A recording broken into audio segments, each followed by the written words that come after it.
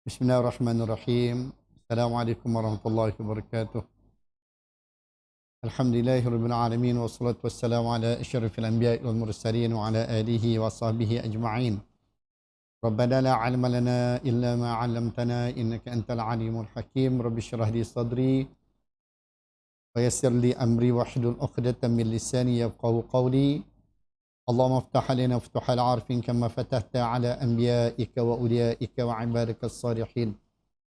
اللهم لا سهل إلا ما جعلته سهلا أنت تجعل الحزن إذا شئت سهلا اللهم ربي يسر ولا تعسر برحمتك يا أرحم الراحمين اللهم أنت ربي لا إله إلا أنت خلقتني وأنا عبدك وأنا على أهلك وعليك ما استطعت أعوذ بك من شر ما صنعت وأعوذ بك بنعمتك علي وأبي بذنبي واغفر لي فإنه لا يغفر الذنوب إلا أنت أعوذ بكلمات الله التامات التي لا يجاوزهن بر ولا فاجر من شر ما خلق وذرأ وبرأ من شر ما ينزل من السماء ومن شر ما يعرج فيها ومن شر ما ذرأ في الأرض ومن شر ما يخرج منها ومن شر فتن الليل والنهار ومن شر طوارق الليل والنهار إلا طارقا يطرق بخير يا رحمن لا حول ولا قوة إلا بالله العلي العظيم.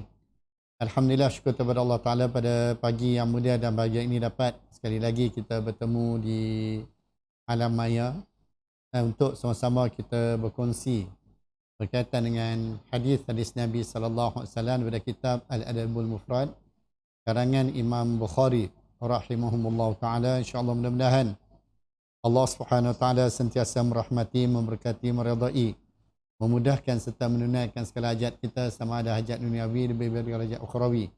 Saya mohon jutaan kemaafan kerana ada sedikit ada masalah teknikal tadi tu yang agak lambat sikit untuk masuk untuk memulakan kelas kita pada pagi ini.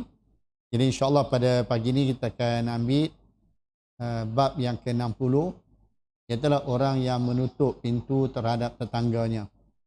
Di mana di dalam Islam sangat-sangat melarang sekiranya kita tidak kongsi sebahagian daripada apa yang kita miliki dengan orang lain. Seperti mana yang kita dah sebut di dalam beberapa pertemuan kita sebelum ni, di mana ciri-ciri ataupun tanda-tanda orang yang akan mewarisi syurga Firdaus al-A'la. Yang Allah Ta'ala sebut alladzina yarithunal Firdaus. Orang yang akan mewarisi syurga Firdaus. Mereka yang memiliki ciri-ciri orang mukmin. Yang Allah Ta'ala mulakan dengan qad aflahal mu'minun. Allah mulakan dengan qad. Qad ni bila masuk pada fi'il madhi makna li tahkid, makna sungguh-sungguh. Mana kata orang yang bakal mewarisi syurga Firdaus ialah mereka yang mempunyai ciri-ciri mukmin, dan di antara ciri-ciri mukmin yang disebut oleh Allah ialah walladzina fi amwalihim haqqun ma'lum lis-sa'ili wal mahrum, iaitu orang yang tahu bahawasanya harta yang dia miliki, harta yang dia ada tu bukan 100% untuk dia. Tapi di sana ada orang yang perlu kita kongsi dengan harta yang kita miliki, apa yang kita miliki, makanan yang kita miliki dan sebagainya. Dengan orang yang mahrum, orang yang tidak ada apa-apa pendapatan, atau orang yang tidak ada apa-apa kemampuan untuk memiliki benda tu, dan begitu juga untuk orang yang meminta bantuan dan pertolongan daripada kita. Jadi kita tengok dalam hadis ni, haddatsana Malik bin Ismail qala haddatsana Abdus Salam Al-Laits An-Nafi' an Ibn Umar qala laqad ata 'alaina zamanun aw qala hinun wa ma ahadun ahqqu bi dinarihi wa dirhamihi min akhihi al-muslim ثم الآن الدينار والدرهم أحب إلى أحدنا من أخيه المسلم سمعت النبي صلى الله عليه وسلم يقول كم من جار متعلق بجاره يوم القيامة يقول يا رب هذا أغلق بابه دوني فمنع معروفه أو كما قال عليه الصلاة والسلام. Malik bin Ismail menceritakan kepada kami, Abdus Salam menceritakan kepada kami daripada Laits, dari Nafi', dari Ibn Umar. radhiyallahu anhu ajma'in, dia berkata telah datang kepada kita suatu zaman, atau dia iaitu Ibnu Umar, iaitu Abdullah bin Umar berkata suatu masa tidak ada seseorang pun yang mendahulukan hak dinar dan dirhamnya daripada hak saudaranya yang muslim. Kemudian sekarang dinar dan dirham lebih dicintai oleh seseorang di antara kita daripada saudaranya yang muslim.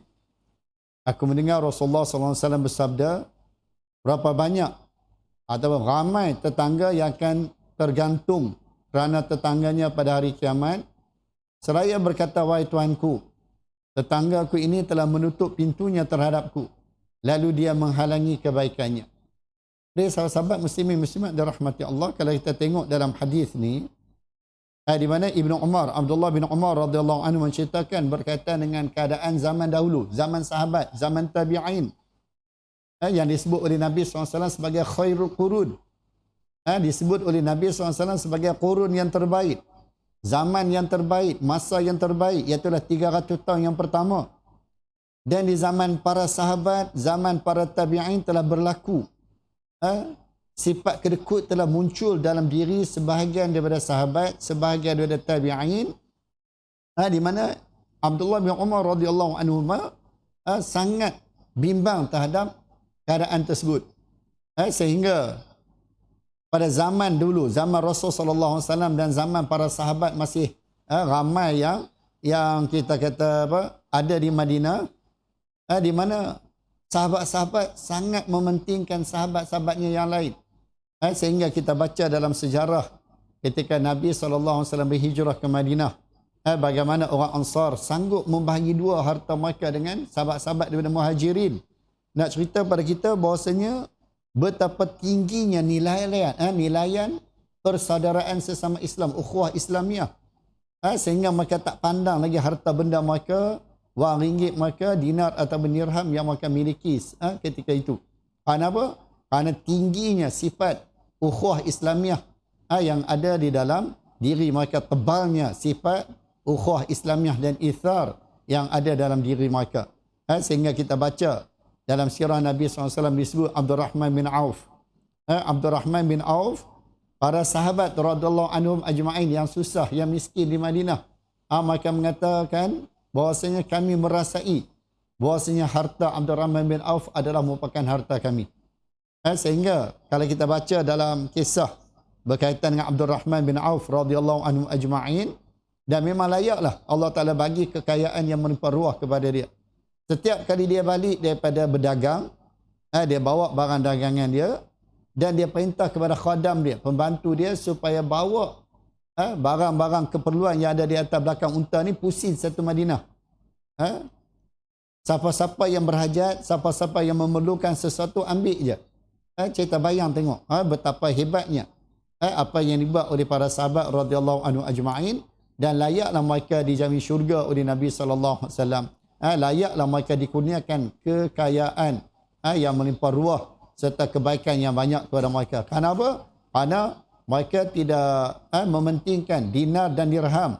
Mereka tidak mementingkan wang ringgit. Tapi apa yang penting dalam diri mereka, dalam hati mereka, ialah ukhuwah Islamiah, saudara sesama Islam. Jadi kita tengok di zaman kita sekarang ni, saya yakin dan percaya ada jiran-jiran kita yang terkesan dengan PKP. Dah berapa kali dah PKP, yang pertama, kedua dan sekarang masuk PKP 03 atau 30. Mungkin ada jiran kita, sahabat-sahabat kita, kenalan kita, kawan kita yang terkesan dengan sebab kita kata PKP ni, dan mungkin ada kita kata ma'had-ma'had, sekolah-sekolah yang terkesan dengan PKP ni. Maka menjadi tanggungjawab dan kewajipan kita untuk bantu apa yang boleh kita bantu. Bantu apa yang boleh kita bantu. Kerana apa? Kerana ini adalah tuntutan daripada Allah dan Rasul sallallahu alaihi wasallam. Sebab bila berlaku benda macam ni, kadang-kadang timbul perasaan kedekut dalam hati orang yang kita kata orang kaya lah, orang yang ada kelebihan. Ini adalah apa yang ditimbulkan oleh syaitan. Asy-syaitanu ya'idukumul faqr. Syaitan sentiasa menjanjikan kefakiran. Atas alasan apa? Alasan orang kaya ni kadang-kadang timbul dalam hati dia, alasan dia kena berjimat cermat Sebab apa? Takut nanti mungkin kes ni lama, berpanjangan, mungkin akan mengganggu ekonomi dan sebagainya. Jadi kita kena ingat, Allah dah ajak kita, Islam dah ajak kita. Cara untuk menyelamatkan ekonomi, cara untuk kita menarik rahmat dan kita kata kekayaan daripada Allah Subhanahu Wa Taala ialah dengan kita berinfak, dengan kita berderma, dengan kita bersedekah. Seperti yang Allah telah sebut secara terang-terangan dalam Al-Quran, liyunfiq dzu sa'atin min sa'atih. Hendaklah orang yang ada kemurahan, kemudahan, orang yang ada lebihan, maka dia kena infak, dia kena derma. Wa man qudira ali rizqu, siapa-siapa yang dia rasa rezeki dia tu disempitkan, rezeki dia tu sempit, tak banyak, falyunfiq mimma atahullah, mana Allah suruh dia infak juga.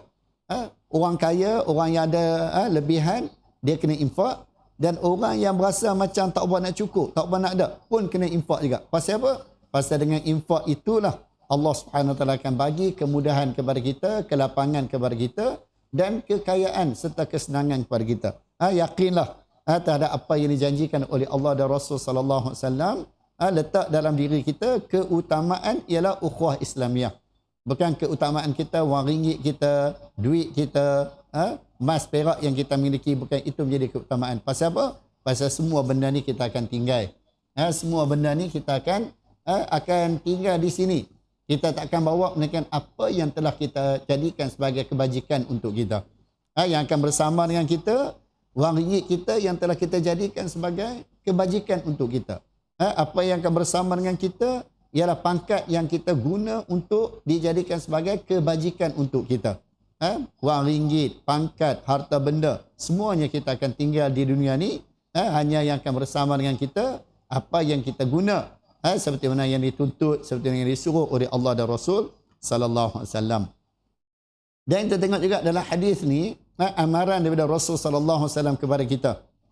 Amaran daripada Nabi kita Muhammad sallallahu alaihi wasallam kepada kita, orang yang tak bantu dan tak tolong jiran dia, orang yang tak bantu dan tak tolong kawan-kawan dia sesama muslim, saudara dia sesama muslim, maka di hari akhirat nanti dia tidak akan dapat masuk syurga melainkan dia terpaksa selesaikan urusan dia dengan jiran dia, kawan-kawan dia, sahabat-sahabat yang tidak bantu dan yang dia tak tolong ketika di dunia dulu. Kita bayang tengok, dah selangkah lagi kita nak masuk ke dalam syurga Allah Subhanahu Wa Taala, tiba-tiba ditahan, tiba-tiba dihalang oleh malaikat.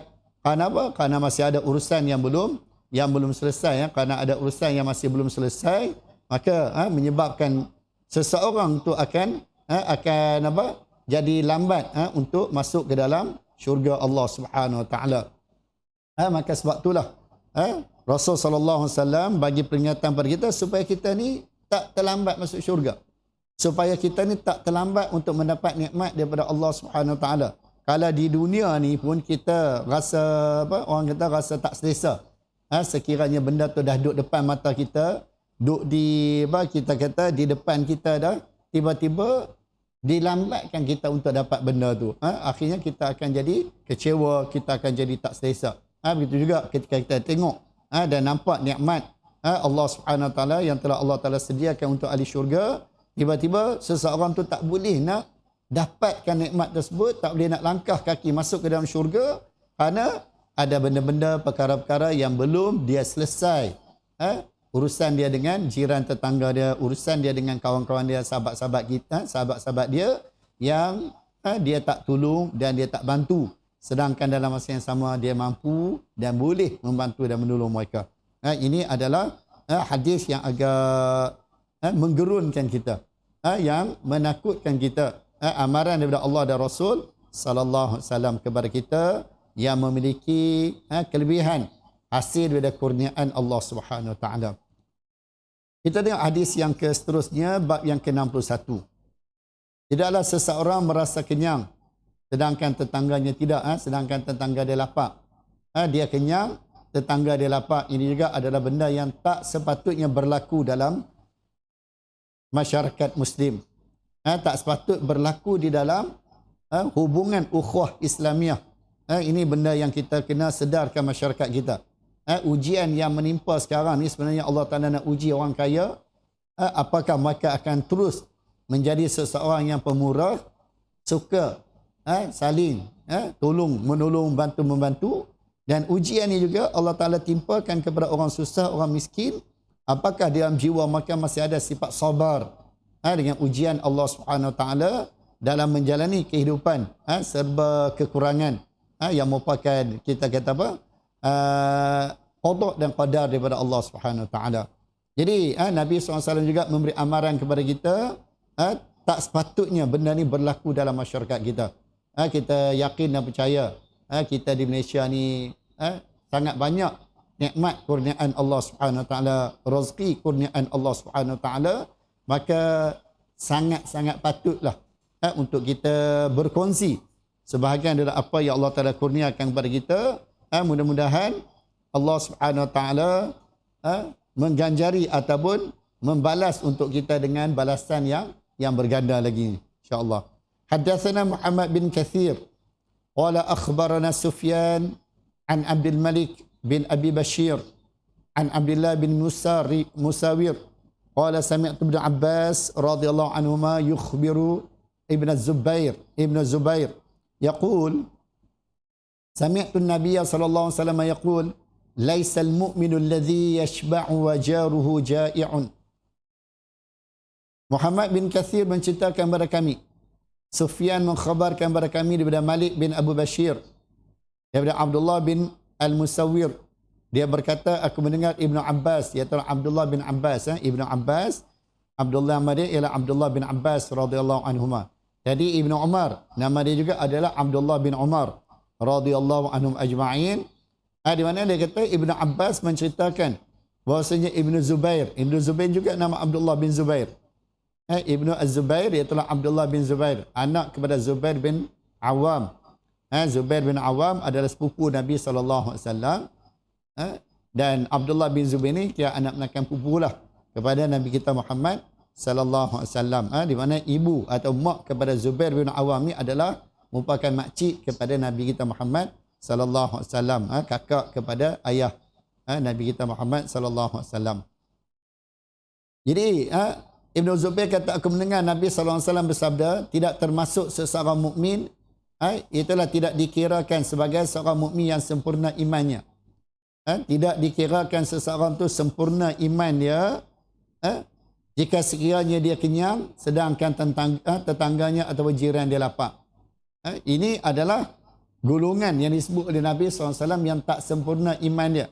Apakah kita selesa sekiranya Rasulullah SAW menggelar seseorang tu tidak sempurna imannya, sedangkan dalam kehidupan di dunia ni kita usaha untuk menjadi seorang yang sempurna, perfect, seorang yang sesempurna yang boleh. Ini yang kita ni, kalau kita sebagai seorang pelajar, kita nak jadi seorang pelajar yang sempurna, seorang pelajar yang hebat. Kalau kita sebagai seorang pekerja, kita nak jadi seorang pekerja yang hebat, yang sempurna. Kalau kita sebagai seorang majikan, kita nak jadi seorang majikan yang sempurna, perfect, sempurna. Kalau kita sebagai seorang suami, kita nak jadi suami yang sempurna. Kalau kita sebagai seorang isteri, kita nak jadi isteri yang sempurna. Kalau kita sebagai seorang ayah, kita nak jadi ayah yang sempurna. Kalau kita seorang anak, kita nak jadi seorang anak yang sempurna. Kalau kita seorang ibu, begitulah seterusnya. Hakikat di dunia ni, semua orang nak jadi sempurna, semampu yang boleh, semaksimal yang boleh. Jadi dalam bab iman juga kita kena cari, kita kena jadi seorang yang sempurna, yang paling sempurna imannya. Jadi bila kita nak jadi seseorang yang paling sempurna imannya, maka perlulah kita ikut garis panduan yang telah ditetapkan oleh Allah dan Rasul sallallahu alaihi wasallam. Dalam hadis ni Nabi sallallahu alaihi wasallam menyebut bahwasanya tak sempurna iman. Jadi bila tak sempurna iman, takkan kita nak termasuk di kalangan orang yang tidak sempurna iman. Cuba kita fikir ni. Cuba kita renung ni. Bila Nabi sebut tak sempurna, takkan kita nak masuk dalam golongan tersebut. Takkan kita nak jadi salah seorang daripada golongan orang yang tak sempurna iman. Kalau di dunia ni, sekiranya di sana ada nama-nama yang disebut sebagai gagal, contohnya. Nama-nama tersebut gagal. Apakah kita suka? Apakah kita redha? Apakah kita rela nama kita disenaraikan dalam senarai tersebut. Kita tanya diri kita. Sedangkan kegagalan di dunia ni tak banyak kesan pun. Rugi di dunia ni tak banyak kesan pun. Tak sempurna di dunia ni tak banyak kesan pun. Paling tinggi mungkin orang kata 3-4 hari, 5-6 hari, 3-4 tahun, 5-6 tahun. Mungkin akhirnya lepas pada tu jadi okey balik. Lepas tu akan sempurna balik. Tapi kalau tak sempurna iman, ianya akan memberi kesan sehingga ke akhirat. Bila sebut kata tak sempurna iman, ianya akan memberi kesan sehingga hari akhirat. Tidakkah kita akan rasa malu dan rugi bila nama na'udzubillah termasuk di kalangan orang yang tak sempurna iman. Bila dikeluarkan senarai di hadapan Allah Subhanahu Wa Taala, tiba-tiba nama kita na'udzubillah min zalik termasuk di kalangan orang yang tidak sempurna iman. Maka akan sangat malulah pada hari tersebut dan kita tidak mampu lagi untuk lari ke mana-mana. Kerana apa? Kerana pada hari tersebut hanya yang ada adalah kerajaan Allah Subhanahu Wa Taala. Hanya yang ada ialah kekuasaan Allah Subhanahu Wa Taala. Jadi sahabat-sahabat muslimin muslimat dirahmati Allah, marilah kita cuba amalkan benda ni. Kita cuba amalkan semampu yang boleh untuk kita keluar daripada senarai orang yang disebut oleh Nabi SAW sebagai orang yang tidak sempurna imannya. Yang seterusnya, bab yang ke-62, memperbanyakkan kuah lalu membahagikannya kepada tetangga atau jiran kita. Haddatsana Bishr bin Muhammad qala akhbarana Abdullah qala akhbarana Syu'bah an Abi Imran al-Jawni an Abdullah bin Samit an Abi Dharr radhiyallahu anhu ajma'in qala awsani khalili sallallahu alaihi wasallam bi thalathin asma'u wa ati'u walau li'abdin mujadda'il atraf wa idza sana'ta maraqata fa'akthir ma'aha thumma anzur ahla baitin min jiranik wa asibhum minhu bima'ruf wa salli salata liwaqtiha fa in wajadta al-imama qad shalla faqad ahrazta salataka wa illa fahiya nafilah. Bishr bin Muhammad menceritakan kepada kami, Abdullah mengkhabarkan kepada kami, Syu'bah mengkhabarkan kepada kami daripada Abu Imran Al-Jauhani, daripada Abdullah bin Samit, daripada Abu Dharr, dia berkata radhiyallahu anhu ajma'in, Abu Dharr radhiyallahu anhu ajma'in berkata, kekasihku, itulah Rasulullah SAW berwasiat kepadaku, berpesan kepadaku dengan 3 perkara. Dengarlah dan taatilah sekalipun kepada seorang hamba yang terpotong jarinya. Di mana nasihat ni kita perlu ambil, kita perlu dengar, walaupun daripada orang yang paling rendah kedudukannya dalam masyarakat, walaupun orang yang huduh rupa parahnya, tapi sekiranya nasihat, sekiranya benda yang disampaikan tu benda yang baik, benda yang elok, maka kita kena terima, kita kena ambil. Jangan kita jadi orang sombong. Jangan kita jadi orang angkuh yang tak bersedia untuk menerima nasihat dan teguran daripada orang lain. Orang yang tak bersedia untuk menerima nasihat dan teguran daripada orang lain ni, dia akan termasuk di kalangan orang yang rugi. Sebab Allah Subhanahu Wa Taala berpesan dalam Quran, wa dzakkir fa inna dzikra tanfa'ul mu'minin. Berilah peringatan, bagilah nasihat, sampaikan ucapan pesanan yang baik, kerana wasiat ataupun peringatan itu memberi manfaat, memberi kebaikan kepada orang mukmin. Jadi orang yang tak bersedia untuk menerima nasihat, maka orang ini akan termasuk di kalangan orang yang rugi. Maka marilah kita terima nasihat daripada siapa saja. Sama ada orang tu pangkat dia tinggi ke ataupun pangkat dia lebih rendah, kedudukan dia lebih rendah daripada kita, tak ada masalah. Sehingga disebut di sini, walaupun nasihat itu datang daripada seorang hamba abdi yang terpotong jarinya, mana orang kira huduh lah, ataupun kita kata rupa parahnya teruk lah.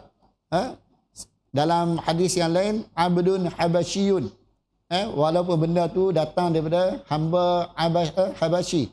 Hamba Habasyi ni mana hamba yang berkulit gelap, kulit orang lain sebut apa, kulit berwarna, kulit gelap kan. Sekiranya nasihat tu baik, maka kita terima. Kita kena ambil. Kena ambil. Itu sebab Sayyidina Ali radhiyallahu anhu dia kata apa? Unzur ilal maqal wa la tanzur ila man qal. Tengoklah kepada perkataan yang disampaikan kepada kamu, jangan kamu tengok siapa yang berkata perkataan tersebut. Kita tengok apa perkataan yang disampaikan kepada kita. Apa nasihat yang disampaikan kepada kita. Jangan kita tengok daripada siapa nasihat tu datang. Kalau sekiranya benda tu baik, kita ambil. Sekiranya benda tu tak baik, kita lempak buanglah. Kita letak di tepi. Jadi Abu Dzar kata Rasulullah SAW berpesan padaku dengan 3 perkara. Dengarlah dan taatilah sekalipun kepada seorang hamba yang terpotong jarinya. Apa dia? Apabila engkau masak makanan yang berkuah, maka perbanyakkanlah airnya atau perbanyakkanlah kuahnya. Kalau kita masak makanan yang berkuah, maka perbanyakkan kuah dia. Kan? Perbanyakkan airnya, iaitulah perbanyakkan kuahnya. Kemudian lihatlah keluarga daripada tetanggamu, lalu berikanlah kepada mereka kuah itu dengan baik. Tengok siapa yang berhajat, siapa yang kita agak ada keperluan, kita bagi. Walaupun hanya kita kongsi kuah. Jadi nak cerita kepada kita, Islam tak tengok kepada nilaian sesuatu benda tu. Sama ada mahal ataupun murah. Yang Islam nak tengok, yang Islam nak kira ialah kamu kongsi ke tak kongsi. Kan? Kamu bagi ke tak bagi. Kalau kita fikir dengan otak kita, kuah saja. Amboi, takkan tergamak nak bagi kuah saja kot. Takkan tergamak nak bagi kuah saja kot. Tapi nak cerita kata Islam ni sangat-sangat menggalakkan kita kongsi. Sebahagian dari apa yang kita miliki, sebahagian dari apa yang kita ada. Sebahagian dari rezeki yang Allah Ta'ala kurniakan pada kita. Sampai kita kata, bila masak makanan yang berkuah, maka perbanyakkan kuah. Kalau tak boleh bagi isi, bagi kuah. Di zaman Nabi Sulaiman AS, di zaman Nabi Sulaiman AS, burung hud-hud, burung hud-hud, orang tua-tua kata burung tegut, burung belatuk, dia jemput tentera Nabi Sulaiman AS menghadiri ataupun kita kata menjamah jamuan dia. Dia terbang, dia tangkap seekor belalang, dia lempak masuk dalam sungai. Dia lempak masuk dalam sungai, dia kata memang kita bakal makan kenduri. Kalau tak dan makan isi, hiruklah kuah. Satu sungai jenis hiruk. Jadi nak cerita, dia sebenarnya di situ dia ada kaedah bahasa Arab dia tu. Ada kaedah bahasa Arab dia di situ. Jadi nak cerita pada kita, Islam tak pandang kepada nilaian suatu benda tu. Tapi Islam nak tengok kita buat tak buat. Kita kongsi ke tak kongsi. Islam tak tengok kepada banyak dan sikitnya benda yang kita bagi. Sebab itulah ketika Nabi SAW menggalakkan sahabat-sahabat memberi sumbangan, ada sahabat yang bawa segundi kurma, ada sahabat yang bawa segantang, ada sahabat yang bawa secupak, ada sahabat yang bawa segenggam, dan ada sahabat bawa sebiji je. Macam kita bayang tak, sebiji kurma dia bawa untuk memberi sumbangan kepada perjuangan untuk menegakkan agama Allah Subhanahu Wa Taala. Kalau kita fikir dengan otak kita, Allahu Akbar, sebiji kurma, tak lekat pun celah gigi rasanya. Kan? Atau orang tua-tua kata, buat lekat celah gigi je. Tapi nak cerita pada kita, Islam tidak pandang kepada banyak dan sedikitnya apa yang kamu bagi. Islam tak tengok kepada mahal dan murahnya apa yang kamu bagi. Tapi Islam nak nilai sama ada kamu bagi atau tak bagi. Itu yang menjadi nilaiannya.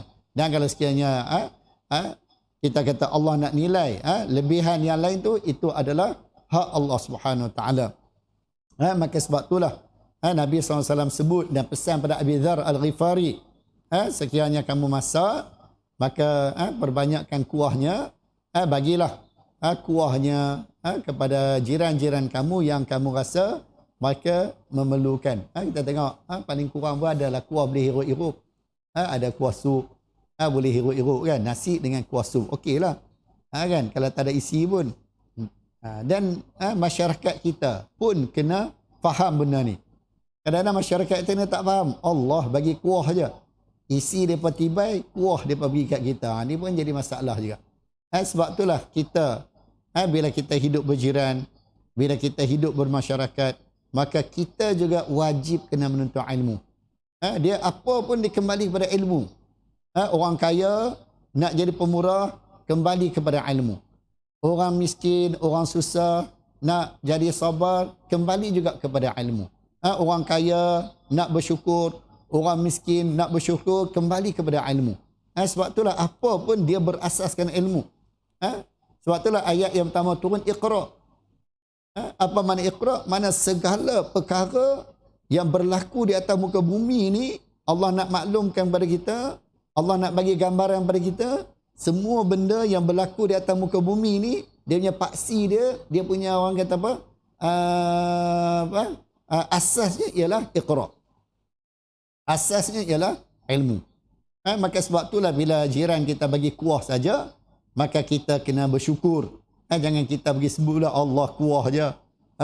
Tak ada benda lain lagi. Ni kadang-kadang penyakit yang kadang-kadang menimpa sebahagian daripada orang dalam masyarakat kita. Patut kita kena jadi orang yang bersyukur. Mungkin hari ni kita dapat kuah. Mungkin esok lusa mungkin dapat isi.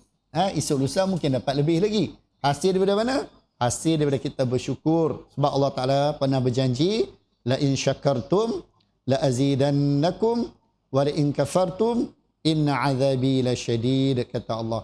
Sekiranya kalau kamu bersyukur, maka Allah Ta'ala akan tambah lagi. Allah akan tambah, Allah akan bagi lebih.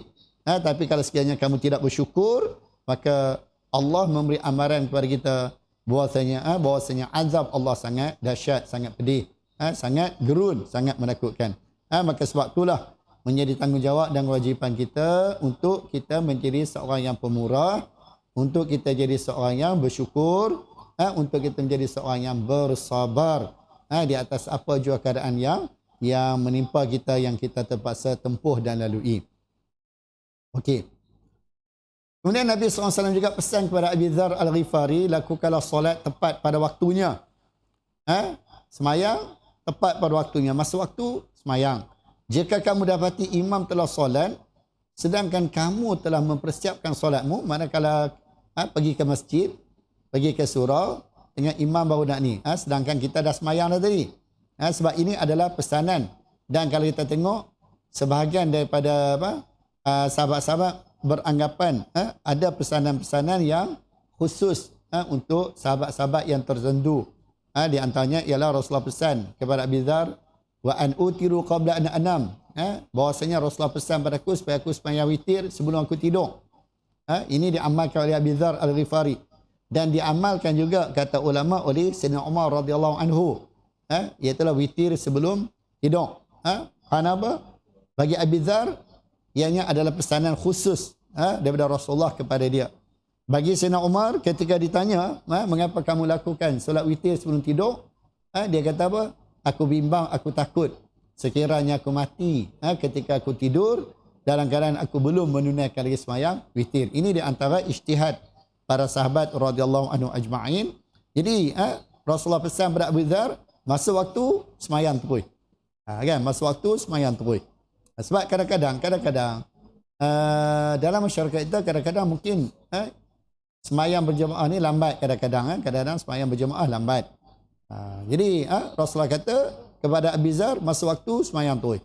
Jika kamu dapati imam telah solat, sedangkan kamu telah mempersiapkan solatmu untuk solat berjemaah, maka sesungguhnya kamu telah menjaga solatmu. Jika tidak, maka solat itu adalah sunat. Jadi nak cerita kepada kita, sekiranya dia pergi masjid tengok imam baru nak sembahyang, sekiranya imam baru nak sembahyang, maka dia boleh ikut berjemaah dengan imam tersebut, dan sembahyang yang dia sembahyang mula-mula tadi dia anggap sebagai sembahyang sunat. Dia anggap sebagai sembahyang sunat. Di mana kalau kita tengok solat berjemaah ni boleh beberapa kali untuk meraihkan pernah berlaku di zaman Rasulullah SAW. Ada sahabat yang ditawarkan oleh Nabi SAW untuk menemani seorang sahabat yang semayang bersendirian, semayang berseorangan, bersendirian. Jadi Rasulullah menawarkan siapa yang nak jadi teman dia. Maka bangun seorang sahabat, lalu sahabat tu menjadi teman kepada sahabat yang lain yang semayang bersendirian. Pasal apa? Nak cerita pada kita betapa pentingnya semayang secara berjemaah. Betapa pentingnya semayang secara berjemaah. Jadi semayang yang kita dah semayang sebelum ni, walaupun ianya fardu, maka kita akan dapat pahala seolah macam pahala sunat yang kita kerjakan. Haddatsana Humaidi qala haddatsana Abu Abdus Samad Al-Ammi qala haddatsana Abu Imran an Abdullah bin Samit an Abi Dzar qala qala an-nabiy sallallahu alaihi wasallam ya Aba Dzar idza tabakhta al-maraqata فأكثر ماء المرقة وتعاهد جيرانك أو اقسم جيرانك أو اقسم في جيرانك. Al-Humaidi menceritakan kepada kami, Abu Abdul Samad Al-Ami menceritakan kepada kami, Abu Imran menceritakan kepada kami daripada Abdullah bin Samit dari Abu Dzar radhiyallahu anhu ajma'in, dia berkata Rasulullah SAW bersabda, wahai Abu Dzar, jika engkau memasak masakan yang berkuah, maka perbanyakkanlah kuahnya. Itulah perbanyakkan airnya, kuah dia. Lihatlah tetanggamu, jiranmu, atau bagilah kepada tetangga-tetanggamu. Jadi Nabi SAW pesan supaya benda ni dikongsi. Seperti mana yang kita sebut tadi, sebab hadisnya agak, dari segi maknanya agak berulang. Seperti mana yang kita dah sebut sebelum ni. Jadi walau bagaimanapun, walaupun ianya berulang, diletakkan juga oleh Imam Bukhari rahimahullah ta'ala dalam kitab dia, nak cerita kepada kita penekanan, galakan daripada Allah dan Rasul sallallahu alaihi wasallam untuk kita kongsikan sebahagian daripada rezeki yang dikurniakan oleh Allah Subhanahu wa taala kepada kita dengan orang lain, nak menunjukkan betapa pentingnya hubungan ukhuwah Islamiah. Betapa pentingnya hubungan ukhuwah Islamiah di dalam Islam. Nak cerita kepada kita, Islam sangat-sangat mengambil berat berkaitan dengan Muslim yang lain. Sehingga Nabi sebut, Al-Muslim akhul Muslim. Seorang Muslim adalah merupakan saudara kepada seorang Muslim yang lain. Bila sebut kata akhul ni, saudara ni, seolah-olah macam kita sebut saudara seibu sebapa kita. Mana kata betapa rapat dan akrabnya hubungan kita sesama Islam sebenarnya. Tapi apabila hubungan ini hilang, apabila hubungan ini terhakis, akhirnya kita tengok umat Islam menjadi cacah berbah. Umat Islam menjadi kucak-kacir. Kenapa? Kerana hilang sifat al-ukhuwah Islamiah yang ada di dalam jiwa sebahagian umat Islam. Maka marilah kita kembalikan balik sifat ni dalam jiwa kita.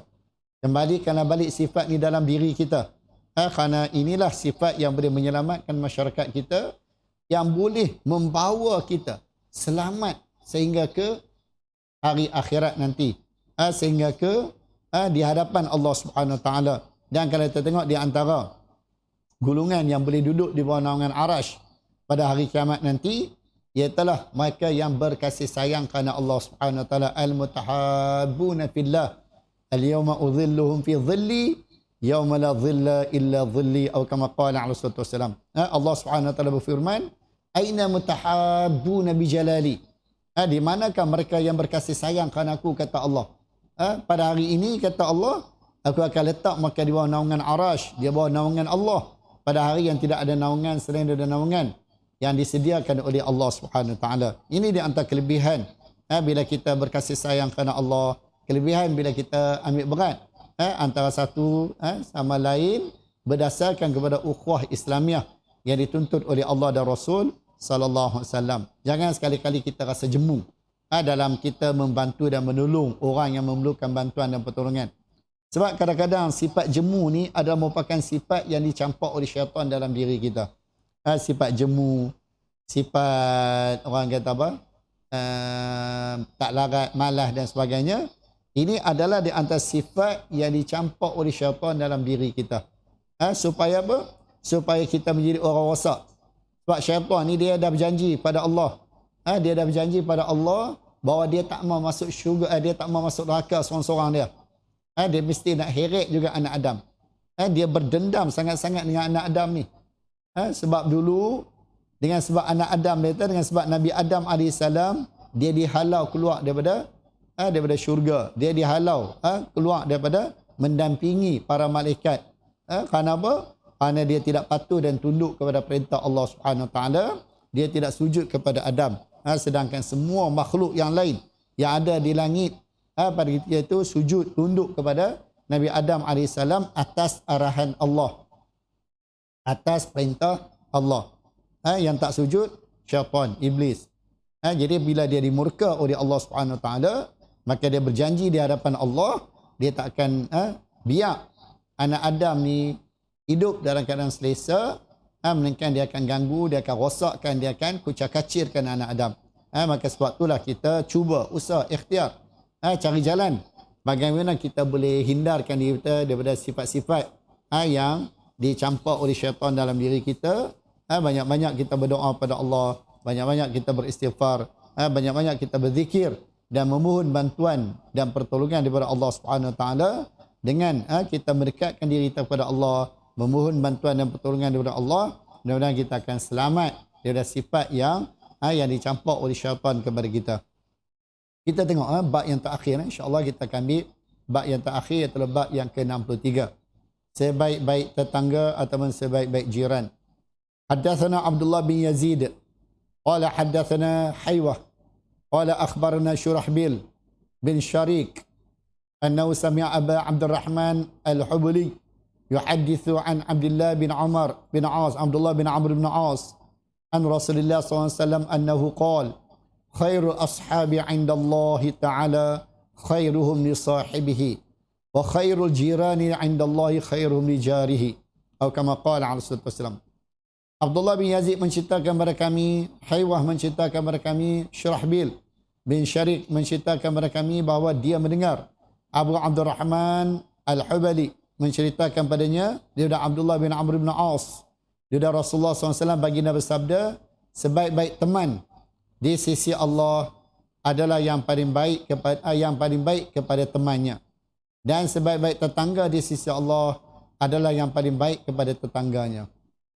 Jadi sahib ni boleh terjemah kepada dua, kita tahu. Yang pertama, sahib dengan mana pasangan kita. Orang yang terbaik di sisi Allah ialah orang yang paling baik kepada pasangan dia. Dan sahib ni juga boleh diterjemah dengan mana kawan, sahabat. Iaitulah sahabat yang dipuji oleh Allah, sahabat yang terbaik di sisi Allah ialah orang yang berbuat baik kepada sahabat dia. Berbuat baik kepada kawan dia, teman dia. Ini adalah benda yang perlu wujud, yang perlu ada dalam diri kita. Kita berbuat baik kepada pasangan kita, kita berbuat baik kepada kawan-kawan kita, sahabat-sahabat kita. Dengan kita berbuat baik kepada pasangan kita, kita buat baik kepada kawan-kawan kita, kita akan termasuk di kalangan orang yang terbaik di sisi Allah Subhanahu Wa Taala. Nama kita akan disenaraikan sebagai orang yang terbaik. Kita bayang tengok. Tak maukah nama kita disenaraikan di sisi Allah? Sedangkan kita sangat-sangat nak agar nama kita disenaraikan di sisi mungkin orang besar-besar di dunia ni. Kokot senarai nama kita tersenarai di kalangan orang yang akan dapat anugerah. Nama kita mungkin akan tersenarai di kalangan orang yang dapat pingat, pangkat dan sebagainya, yang akan diberikan oleh orang besar-besar. Jadi sekarang ni Allah menawarkan pingat yang lebih tinggi, pangkat yang lebih tinggi di sisi Allah Subhanahu Wa Taala, ialah pangkat ataupun pingat sebagai sebaik-baik makhluk, sebaik-baik orang yang beriman, sebaik-baik orang yang kita kata apa, makhluk ciptaan Allah Subhanahu Wa Taala. Ini adalah satu kurniaan Allah. Satu kita kata keistimewaan yang Allah Taala bagi pada kita umat Nabi Muhammad sallallahu alaihi wasallam. Maka sudah pastilah kita sangat-sangat perlu benda ni. Sangat-sangat perlu kita rebut peluang ni. Jangan kita lepas peluang, sebab kadang-kadang ada orang dalam masyarakat kita ni, bila benda tu ditawarkan oleh Allah dan Rasul, dia buat biasa-biasa aja. Seolah macam benda tu tak bernilai, seolah-olah. Tapi kalau sekiranya benda tu ditawarkan oleh manusia, Masya Allah, dia akan rasa bernilai, dia akan rasa gembira, dia akan rasa seronok. Sedangkan benda tu manusia bagi. Pangkat, jawatan, manusia bagi. Bila mati, lempak semua. Bila mati, tinggal semua. Tapi jawatan, pangkat, hadiah kurniaan Allah ni, kita boleh bawa balik sampai kita ke akhirat nanti. Kita boleh bawa balik sampai ke akhirat. Kita boleh bawa balik bertemu dengan Allah Subhanahu Wa Taala. Pangkat yang manusia bagi ni kita nak bawa balik, nak bawa sampai mana? Contoh-contoh ustaz, orang bagi ustaz. Ustaz ni orang bagi. Tok guru, orang bagi. Dan pangkat-pangkat yang lain lah. Kan? Bila kita mati, orang tak sebut pun. Kan? Habis gitu je. Tapi pangkat dan kedudukan yang Allah Ta'ala bagi sebagai mukmin yang terbaik. Contohnya, tadi di atas kita ambil tadi hadis kesempurnaan iman. Mana mukmin yang sempurna imannya. Ini adalah pangkat yang dikurniakan oleh Allah. Pangkat yang dikurniakan oleh Nabi kita Muhammad SAW. Maka sudah pastilah pangkat ni akan berkekalan dan akan kita bawa bersama dengan kita balik bertemu Allah Subhanahu Wa Taala. Maka rebutlah pangkat yang dijanjikan oleh Allah dan Rasul sallallahu alaihi wasallam. Jangan kita semata-mata nak rebut pangkat yang dijanjikan oleh manusia. Sebab benda yang ada di dunia ni semua yang fadu kata Allah. Wa ma indakum yang fadu wa ma indallahi baqa. Apa yang ada di sisi kamu kata Allah semuanya akan binasa. Tak ada yang akan kekal, semua binasa. Yang akan kekal apa yang ada di sisi Allah sahaja. Apa yang ada di sisi Allah Taala saja yang akan kekal. Dan sebaik-baik tetangga, sebaik-baik jiran ialah sebaik-baik jiran tetangga di sisi Allah adalah yang paling baik kepada tetangganya. Orang yang paling baik kepada jiran dia, maka orang ini juga adalah termasuk di kalangan orang yang dipuji oleh Allah dan Rasul sallallahu alaihi wasallam. Yakinlah kita, percayalah kita bahawasanya benda yang dijanjikan oleh Allah dan Rasul itulah benda yang terbaik, benda yang akan kekal, benda yang akan mendatangkan faedah serta kebaikan untuk kita. Jadi saya satulah sekadar yang diizinkan oleh Allah untuk kita kongsi pada pagi ini. Sebab nanti lepas ni kita ada satu sesi lagi bersama dengan Al-Fadilah Ustazah Basyariah dalam kitab berkaitan dengan hukum haid dan nifas darah wanita. InsyaAllah mudah-mudahan kita bersabar sekejap. Kita ambil peluang yang ada sempena hari Jumaat yang mubarak ini. Mudah-mudahan kita akan dilipat gandakan ganjaran dan balasan oleh Allah Subhanahu Wa Taala. Aqulu qawli hadza astaghfirullahal azim li wa lakum lisairil muslimin wal muslimat wal mu'minin wal mu'minat wa ya fawzal mustaghfirin wa ya najatat taibin. Assalamualaikum warahmatullahi wabarakatuh. Terima kasih pada semua yang menonton, yang hadir pada pagi ini. Mudah-mudahan apa yang kita buat tidak akan disia-siakan oleh Allah Subhanahu Wa Taala. Wallahu alam. Assalamualaikum warahmatullahi wabarakatuh.